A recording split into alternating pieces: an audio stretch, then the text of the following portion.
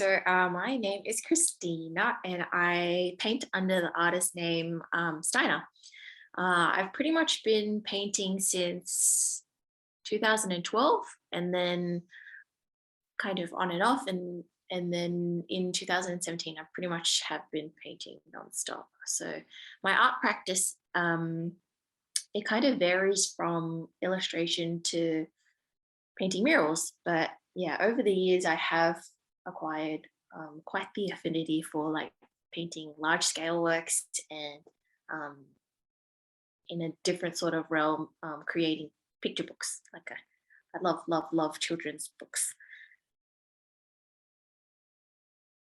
I always wish that there was like a more interesting story behind it, but it's pretty much just a nickname that I had during high school.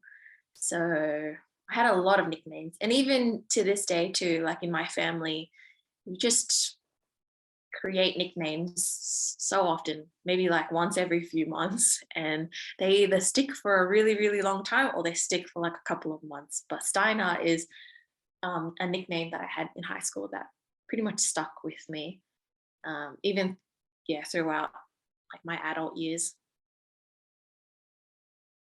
My art has taken me to a lot of places and a lot of different projects. So I've been fortunate enough to see and experience um, just a whole range of, you know, things. And I've got work pretty much all throughout Sydney and some interstate. And I have painted here or there in Southeast Asia, like in Vietnam and once in Singapore. But yeah, Nelson and this Nelson International Mural Festival is my first trip internationally. So very, very stoked on that. So my biggest inspirations and influences, not only like in art, but like in life as well. I'm, as you know, very inspired by like poetry.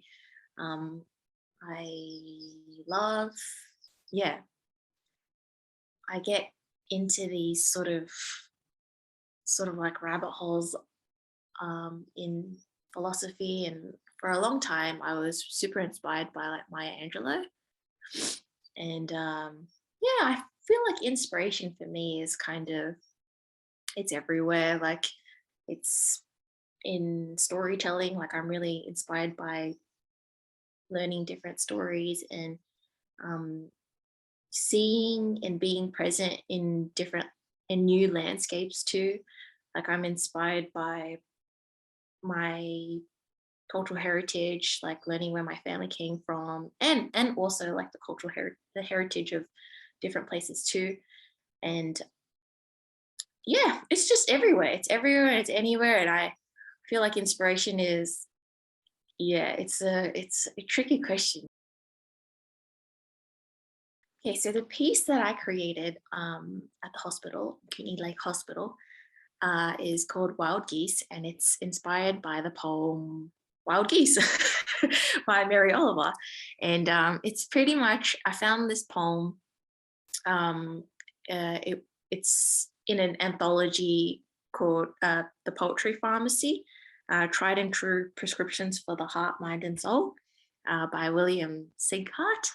And yeah, it's a poem. So it's a book that has pretty much like like contents of how you would feel like in life, like whatever you're struggling with at the time, good things, bad things, like just all sort of aspects of life. But this particular poem is prescribed when one feels lonely or lost or self-recrimination. And yeah, it's when I first read it, I don't know, there was just something about Wild Geese that, you know, it's just like it's so comforting for anybody who reads it and can sort of take away from the purpose of it. So the location did And it was just like, it was just sort of beyond what I could comprehend at the time, because I had never been to Nelson before. I didn't really know like what to visually um, escape. I could just imagine.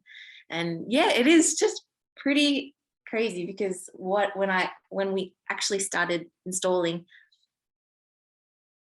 Nelson and, Lakeside, and, there's the Canadian geese, and it's almost just like a real life setting for wild geese with the landscapes and just just the yeah, the beauty of this town. So yeah, it very much did, like, beyond what I could comprehend. The process is always, like, in my mind, it's always pretty straightforward up until you actually are standing in front of the wall. And when the wall's primed, I map out like the background first, if there is a background in the work, and then from then I'll, just what you sort of see in a lot of the mural making process. There's the mark making.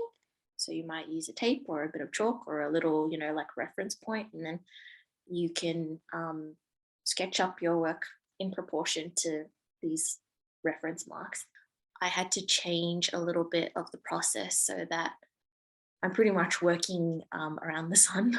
So when it gets hot, so I left all the shady bits to the end, and then worked on the height and the most sort of like fully exposed areas of the sun initially, so that, yeah, you can plan it out. So like halfway, I don't run out of steam, kind of thing. It's interesting, but it is like, that's what keeps it like challenging too, like each project and each wall. So for this rooftop, I very much planned it just around like when the sun was on the wall.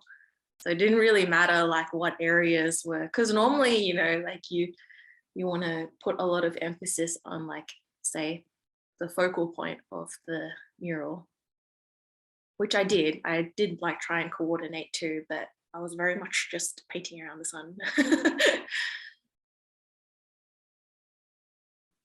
Yeah, probably climbing up, walking up and falling down Pulpit Rock with Brian. That was a good time. And yeah, I think just being like floating in Lakeside. I went to Lakeside and I was floating in the river, up the lake for a little while, and I've never gone anywhere like particularly to a beach or lakeside by myself to float. So that was the first. And yeah, it's just like another notable experience would probably be the view from the rooftop too. That was really beautiful. And yeah, just seeing and being immersed in Nelson in general. Like, just there were so many times where I had to, like, I say it a lot, like, I can't believe that I'm like here right now, but it really did feel like very surreal for a really long time. Up until maybe like day 5, I'm like, yeah, okay, I'm here. So it was the whole thing, yeah, the whole trip was quite notable. The actual subject of the mural is, I think a lot of people think that it's me, but it's actually my little sister. She was trying to, I often like take photos of her or like anybody in my family just as drawing reference. So I dressed her up in my clothes, and I should share the photo actually, it's quite hilarious. There's supposed to be a duck in the photo, but it's a gigantic homeless slipper. She's supposed to be a character of like Wanderlust, and she's reaching out to an Australian wood duck.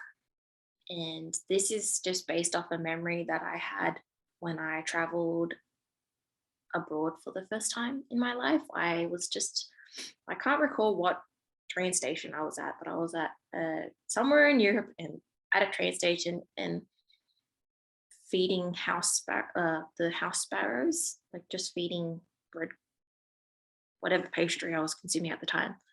And yeah, just feeling that particular moment was feeling so full of joy. And then other parts of the mural, there's like a birdhouse in it that's made out of like upcycled corkscrews.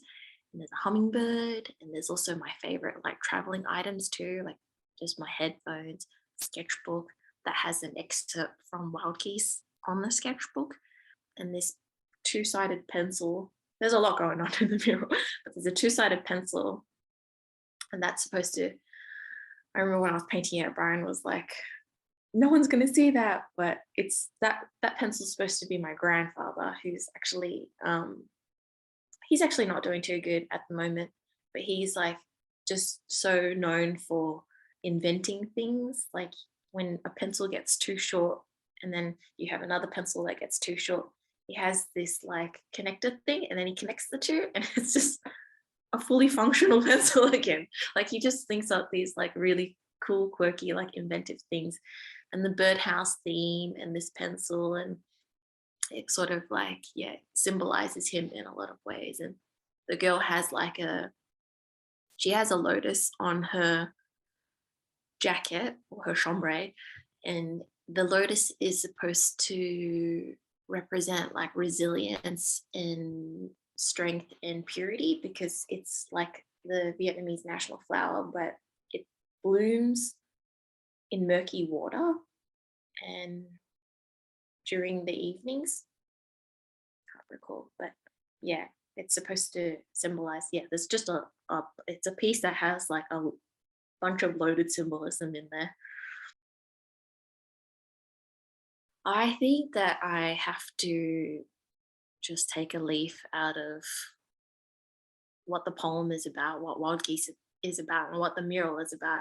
That we treat the soft animals of our body with kindness, because there is, I do believe that, you know, it's challenging when you have to put your work out there and in a sense basically sell yourself.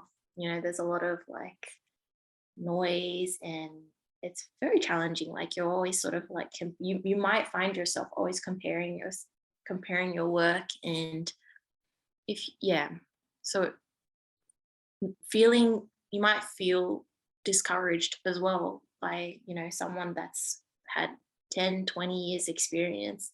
Yeah, if you treat the soft animal of your body with kindness and just talk to yourself in a dialogue that's, you know, you're always looking, like just look out for yourself, then you can't really go wrong. And if you also create work that you love and love what you love too, you know, not only whom but what, you know, there's no shame in loving something so, you know,